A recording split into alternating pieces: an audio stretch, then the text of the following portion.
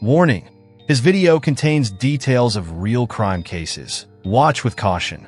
If you're a fan of true crime investigations and want to follow more stories like this, subscribe to the channel and turn on notifications so you don't miss any case. Do you think you know your neighbors? In a quiet small town in Maine, a teenage girl uncovered a secret so obscene that she paid with her life. This is the story of Emily Stevens, the young girl who exposed the truth behind a perfect facade and was murdered by her own father. In the tranquil suburbs of Oakwood Heights, nestled on the outskirts of Portland, Maine, life once flowed with the predictable rhythm of any affluent American community. Tree-lined streets showcased well-maintained colonial-style homes, while seasonal flags fluttered from wraparound porches, a picture-perfect scene that graced countless suburban landscapes across the nation. It was here, in this seemingly idyllic setting, that 17-year-old Emily Stevens lived with her family until that fateful September morning in 2018. Emily was the embodiment of youthful ambition and modern American values. A senior at Oakwood Heights High School, she maintained a 4.0 GPA while serving as editor of the school newspaper.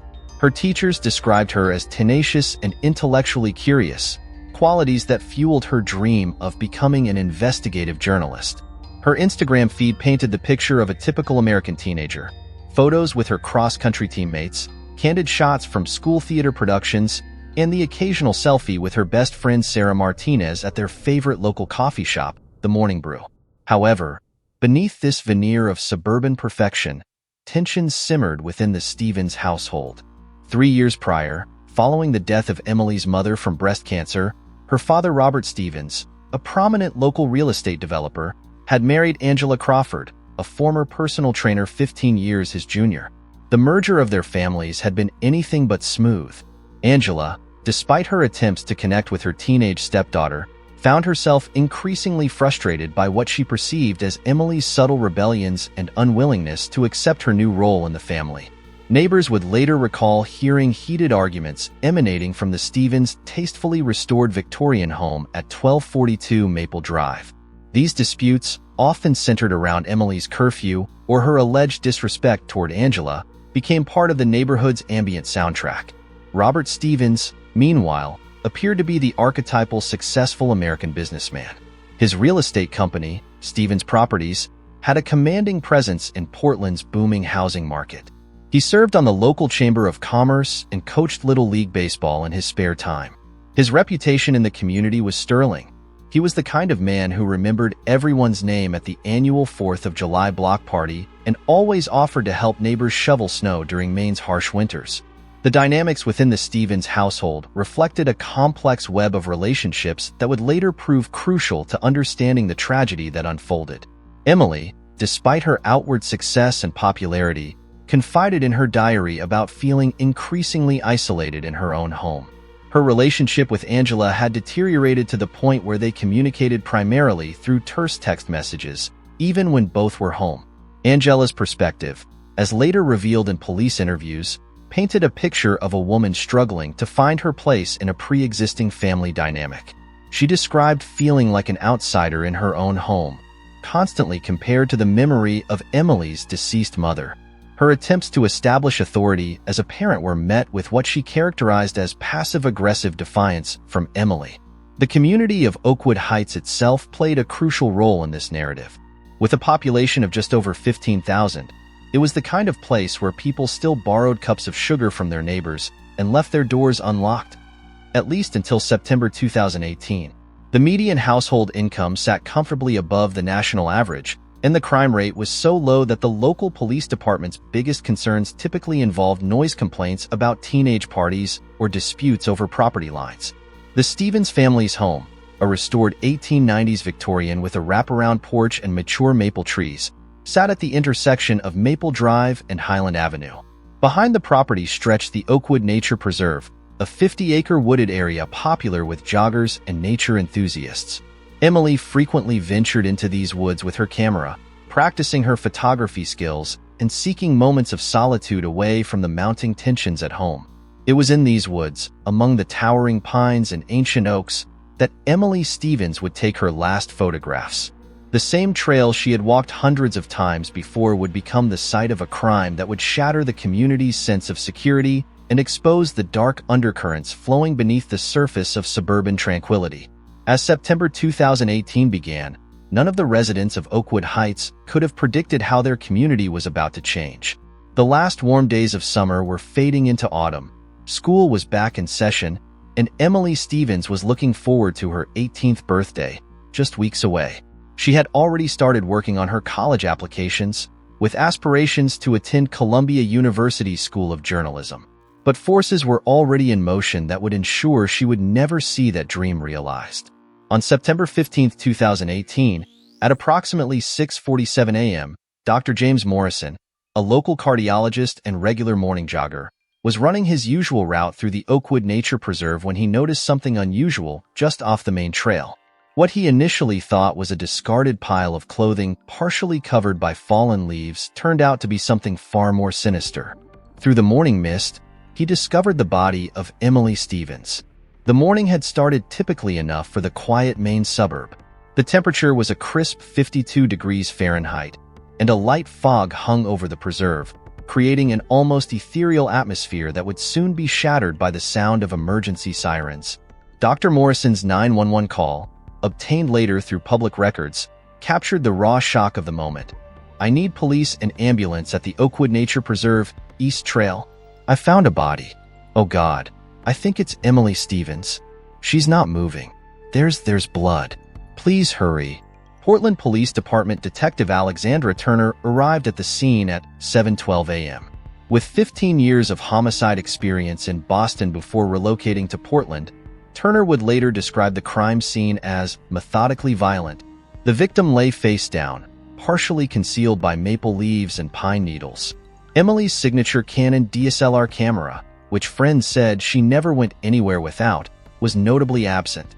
The forensics team, led by Dr. Sarah Chun, documented several crucial details during their initial examination. Emily's body showed signs of a significant struggle. Defensive wounds marked her arms, and her fingernails were broken, suggesting she had fought desperately for her life. The cause of death was determined to be a combination of strangulation and a deep laceration to the throat, made with what appeared to be a serrated blade. The perpetrator knew what they were doing, Dr. Chun would later testify.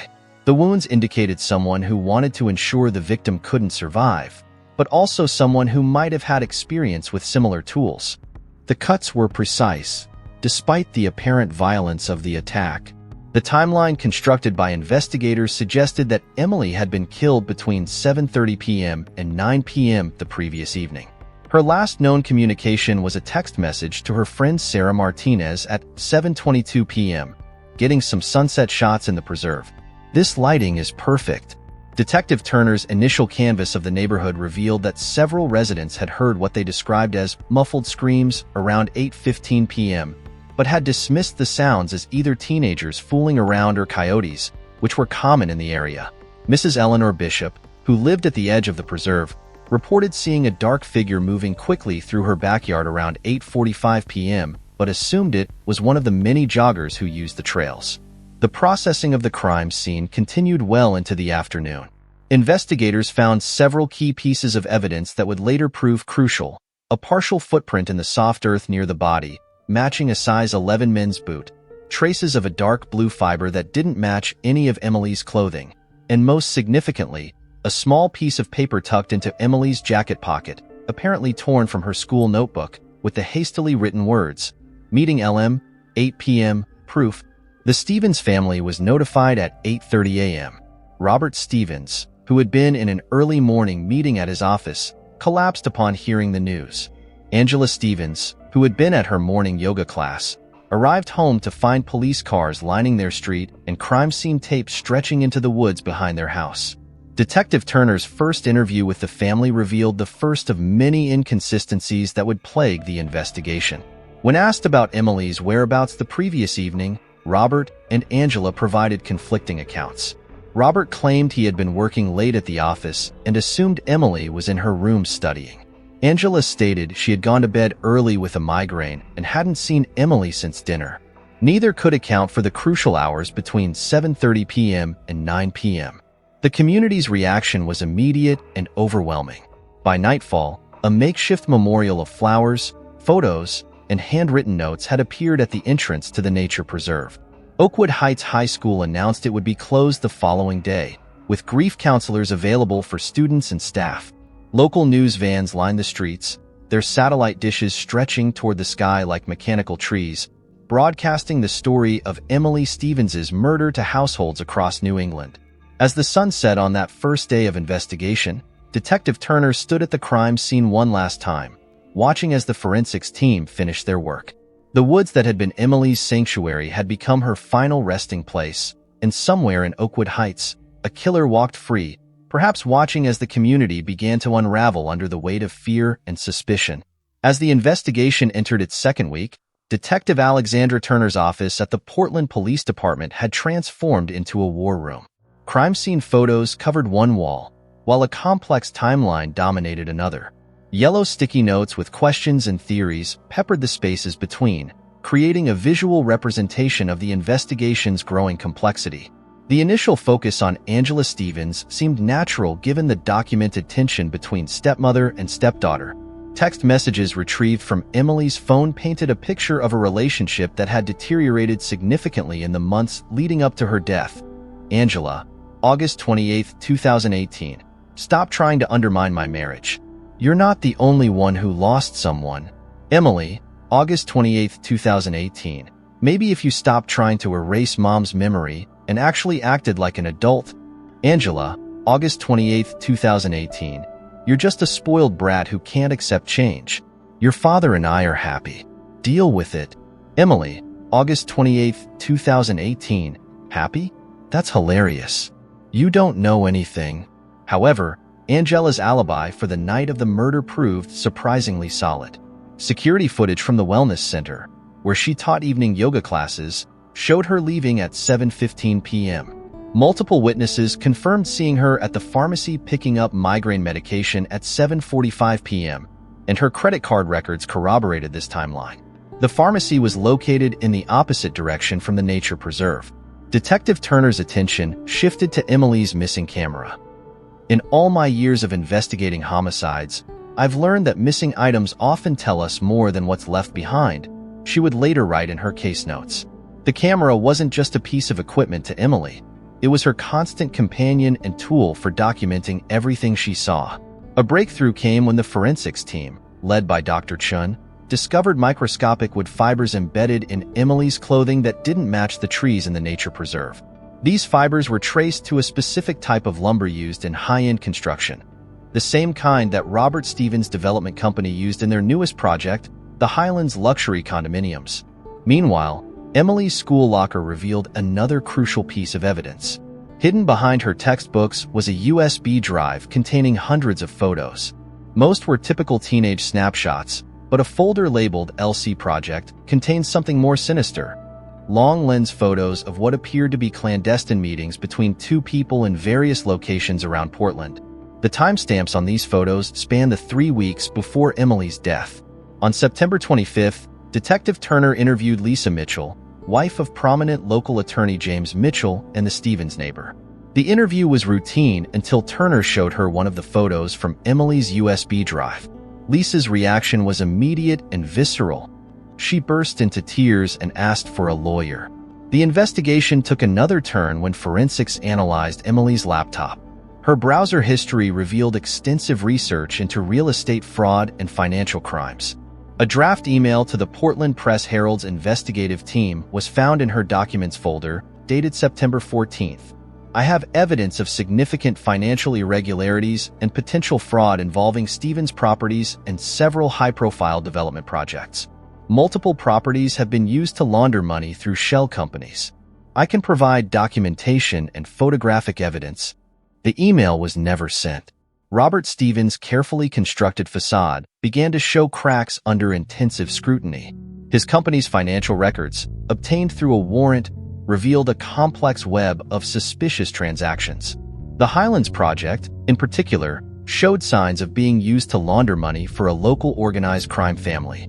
Text messages recovered from Robert's phone painted an even more damning picture. Robert, September 15th, 7:15 p.m., we need to talk. Now, she knows. Lisa, September 15th, 7:17 p.m. What do you mean? Who knows what? Robert, September 15th, 7:18 p.m. Emily. Photos. Everything. Meeting in the usual place. 8 p.m. Lisa, September 15th, 7:20 p.m. Robert, don't do anything stupid. We can explain. Robert, September 15th, 7:21 p.m. Too late for explanations. I'll handle it. The investigation also uncovered that the serrated knife used in the murder matched a set from the Stevens kitchen. When police executed a search warrant, they found the knife set was missing one piece.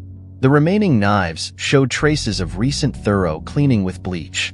Perhaps most damning was the discovery made by a K-9 unit during a second sweep of Robert's office at Stevens Properties. Behind a false panel in his desk, officers found Emily's camera, wrapped in a dark blue cloth that matched the fibers found at the crime scene.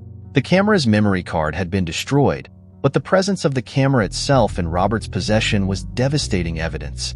The case was building, piece by piece, into something far more complex than a family dispute turned violent.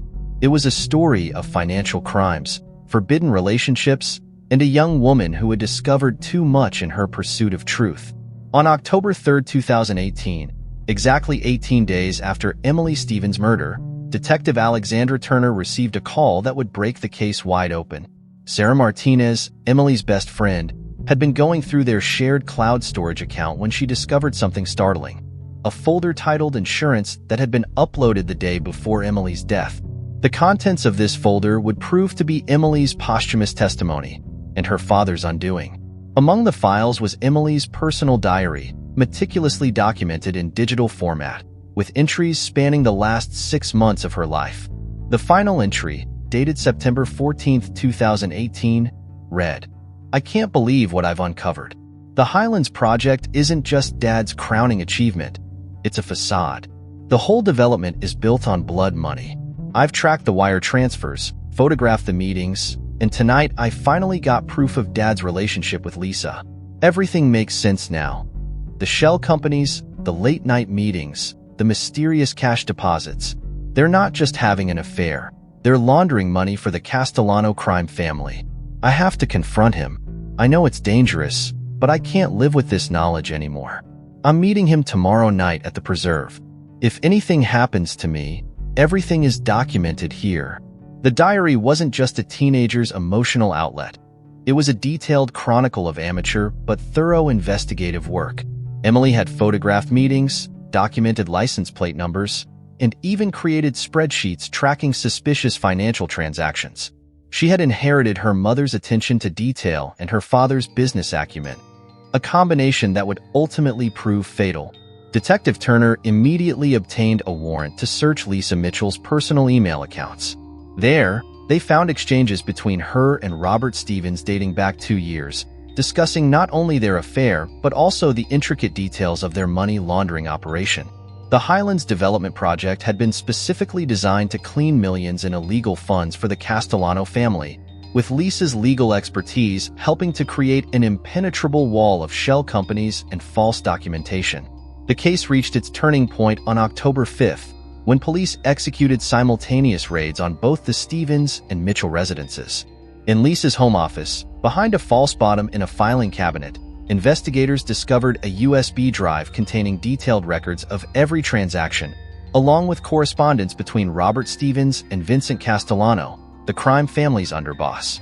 But the most damning evidence came from an unexpected source. Angela Stevens, who had been initially suspected, came forward with crucial information. On the night of Emily's murder, despite her alibi for the critical time window, she had returned home briefly around 9:30 p.m. to retrieve her forgotten phone. She witnessed Robert in the garage, cleaning something with bleach. At the time, she assumed it was related to his renovation hobby. Now, the significance of that moment became clear. "I saw him scrubbing something in the sink," Angela testified. "He was still wearing his work clothes, but they were wet and had dark stains. When he saw me, he said he'd been helping a friend with some landscaping. I wanted to believe him. I needed to believe him."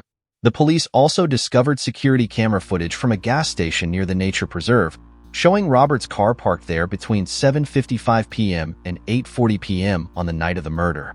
The timing aligned perfectly with Emily's last known movements and the estimated time of death. A search of Robert's car revealed traces of Emily's blood in the trunk, despite meticulous cleaning. The forensics team also found microscopic traces of the same soil type from the crime scene on the vehicle's floor mats. On October 7th, during a 6-hour interrogation, Robert Stevens finally broke. His confession, recorded on video, was chilling in its calculated nature. She was going to ruin everything. Years of work, millions of dollars, all the connections we'd built. She was just a kid. She didn't understand the implications of what she discovered. I thought I could reason with her, make her see why it was necessary. But she was so much like her mother. So righteous, so unbending. When she told me she'd already uploaded everything, I just snapped.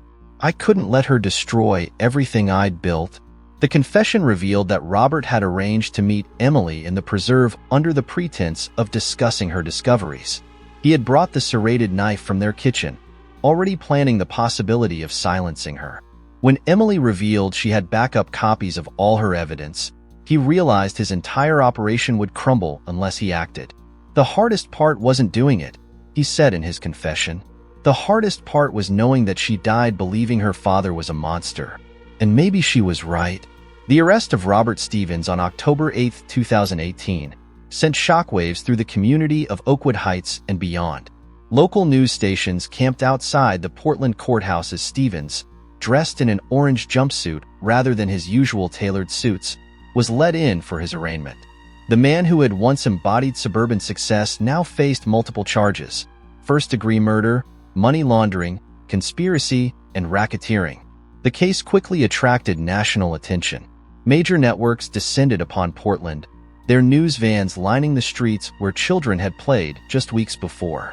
The headline "American Dream Turns Nightmare, Developer Kills Daughter Over Criminal Empire" splashed across cable news channels and social media feeds nationwide. The preliminary hearing revealed the full scope of Stevens' criminal enterprise. Assistant District Attorney Marcus Rodriguez presented evidence showing that the Highlands Development Project had laundered over $30 million in drug money for the Castellano crime family over 2 years.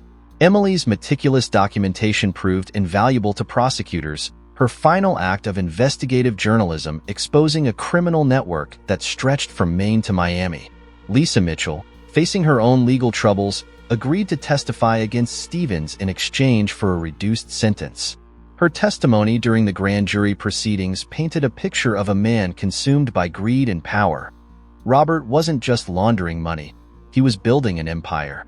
The legitimate business was just a facade. Every new development project meant more opportunities to clean dirty money. When Emily started asking questions, he saw her as a threat, not his daughter. The Robert I knew was capable of anything to protect his interests. The impact on the Oakwood Heights community was profound. Property values in the area plummeted as the Highlands project came under federal investigation. Families who had invested their life savings in Stevens Properties developments found themselves caught in legal limbo. The ripple effects of Robert Stevens' crimes touched hundreds of lives. Angela Stevens, who had lost both her stepdaughter and husband to this tragedy, faced her own challenges. Initially viewed with suspicion by the community, she became an unexpected advocate for domestic violence awareness and financial fraud prevention. In a powerful interview with the Portland Press Herald 6 months after Emily's death, she reflected, "I was so focused on my relationship with Emily that I missed all the signs of what Robert was really doing. We all did. We saw what we wanted to see. The successful businessman, the grieving widower who found love again, the community leader. Emily saw the truth, and she paid for it with her life." The trial began in March 2019, drawing national media attention. The courthouse steps became a daily gathering place for mourners, curious onlookers, and activists calling for stronger oversight of real estate development projects. Emily's story had touched a nerve in the national consciousness, highlighting the dark underbelly of suburban prosperity. The prosecution's case was methodically presented over 6 weeks. Emily's digital diary entries were read aloud in court, her words more powerful in death than they had been in life. Crime scene photos, financial records, and surveillance footage painted a damning picture. But it was the recovered text messages between father and daughter that proved most haunting. Emily, September 14, 2018, 3:15 p.m. Dad, we need to talk. I know everything. Robert, September 14, 2018, 3:20 p.m. What do you think you know? Emily, September 14, 2018, 3:22 p.m. The real reason for the Highlands. The Castellanos. Lisa. All of it. Robert, September 14, 2018, 3:25 p.m. You're playing with things you don't understand. Emily, September 14, 2018, 3:26 p.m. Mom raised me to fight for the truth. I won't back down. The jury deliberated for just 6 hours before returning a guilty verdict on all counts. Judge Martha Watkins, in delivering her sentence, spoke for many when she addressed Stevens. You sacrificed your daughter's life to protect a criminal enterprise. In doing so, you not only ended a promising young life, but also betrayed every principle of fatherhood and community trust. Your actions have revealed that the greatest threats to our society often hide behind respectable facades. Robert Stevens was sentenced to life imprisonment without the possibility of parole, plus an additional 30 years for the financial crimes. The Castellano crime family connection led to a broader federal investigation, resulting in multiple arrests and the seizure of millions in assets.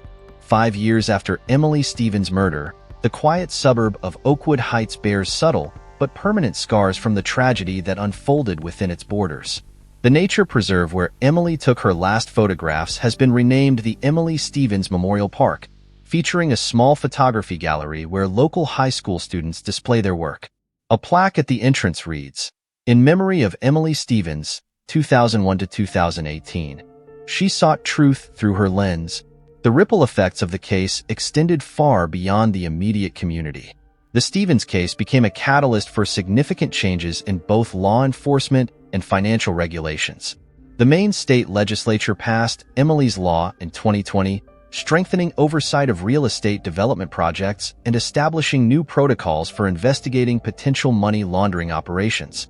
Detective Alexandra Turner, who led the investigation, published a detailed analysis of the case in the FBI Law Enforcement Bulletin, which is now required reading at many police academies. In her conclusion, she wrote, "The Emily Stevens case demonstrates how traditional investigative methods must evolve to keep pace with modern crimes. A 17-year-old girl, armed with nothing more than a camera and determination, uncovered what seasoned investigators had missed. Her tragic death serves as both a cautionary tale and an inspiration." The Highlands development, once intended to be a monument to luxury living, was seized by federal authorities and eventually converted into affordable housing units. The Emily Stevens Foundation, established by Sarah Martinez and Angela Stevens, now operates a journalism scholarship program from the building's ground floor, supporting young investigative journalists who embody Emily's spirit of truth-seeking. Lisa Mitchell, following her testimony and subsequent plea deal, served 3 years in federal prison. Upon her release in 2022, she began speaking at universities about corporate ethics and the hidden costs of white-collar crime. Her presentations often feature Emily's photographs as stark reminders of the human cost of financial corruption. The Castellano crime family's operations in New England were severely disrupted by the investigation that followed Emily's murder. Federal prosecutors used evidence from Emily's files to secure indictments against 27 members of the organization, effectively dismantling their East Coast operations. Vincent Castellano himself was sentenced to 30 years in federal prison in 2021. Angela Stevens, who divorced Robert during his trial, transformed her personal tragedy into a mission for change. She established a support network for families affected by white-collar crime and corruption. In a recent TED Talk titled, "The Masks We Choose Not to See," she reflected, "We lived in a community where everyone knew each other, or so we thought. But we were all just looking at the surface, seeing what we wanted to see." Emily saw deeper. She reminded us that truth isn't always comfortable, but it's always necessary. Robert Stevens continues to serve his life sentence at the Maine State Penitentiary. He has declined all interview requests and maintains minimal contact with the outside world. His former company, Stevens Properties, was dissolved, its legitimate assets sold to compensate the victims of his financial schemes. The case has become a significant point of study in journalism schools across the country. Emily's methodical documentation of her investigation, recovered from her cloud storage, is now used as a teaching tool for aspiring investigative journalists. Professor Janet Hammond of Columbia University School of Journalism notes, Emily Stevens represented the future of investigative journalism, tech-savvy, methodical, and fearless. She understood that in the digital age, the most dangerous predators often hide behind spreadsheets and corporate logos rather than dark alleys. The story of Emily Stevens continues to resonate because it touches on fundamental themes of American life. The facade of suburban perfection, the corruption of the American dream, and the price of truth in a world of carefully constructed lies. Her death exposed not just a criminal enterprise, but the collective willingness of a community to accept comfortable illusions over uncomfortable truths. Today, the Oakwood Heights community holds an annual photography exhibition in Emily's honor, featuring work that explores themes of truth, justice, and community. The winning photograph is always displayed alongside Emily's last Instagram post, a sunset shot of the nature preserve where she would later lose her life, captioned with words that would prove prophetic. Sometimes the most important stories are hidden in plain sight. You just need to know where to look. #TruthSeeker #Journalism Matters. As visitors walk through the Emily Stevens Memorial Park today, they pass by a small garden where a camera lens has been mounted on a granite pedestal. Through it, one can see the exact spot where Emily took her last photograph. The lens serves as a reminder that truth, though sometimes deadly, is a legacy worth preserving. In the words of Detective Turner, speaking at the 5-year memorial service, Emily Stevens didn't just expose a crime. She reminded us that the greatest threat to justice is not the darkness itself, but our willingness to look away from it.